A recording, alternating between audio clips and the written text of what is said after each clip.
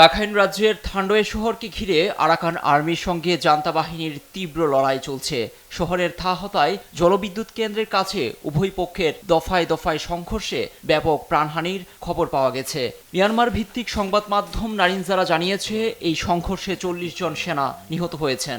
এর মধ্যে second in command সহ একজন ক্যাপ্টেনও রয়েছেন। গুরুতর আহতদের হেলিকপ্টারে করে পাঠানো হয়েছে ইয়াঙ্গুনের সামরিক হাসপাতালে। সূত্রে জানা গেছে, দুজনেই নাগপালিতে অবস্থিত 55তম পদাতিক ব্যাটালিয়নের কর্মকর্তা।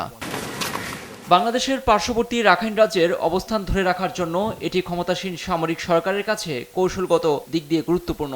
এই রাজ্যের হাতছাড়া ঠেকাতে ভারী অস্ত্র ও গোলাবারুদ মোতায়েন করেছে জান্তা। বিমান থেকে বিদ্রোহীদের অবস্থানে হামলা চালাতে গিয়ে লক্ষ্যবস্তু হচ্ছে বেসামরিক মানুষের বাড়িঘর।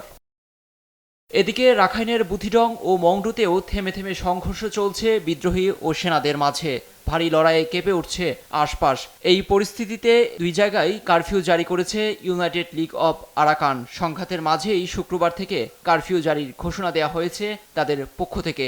আরাকান আর্মি রাখাইন রাজ্যের যে এলাকাগুলোর নিয়ন্ত্রণ নিয়েছে সেগুলো পরিচালিত হচ্ছে ইউনাইটেড লীগ অব আরাকান নামে।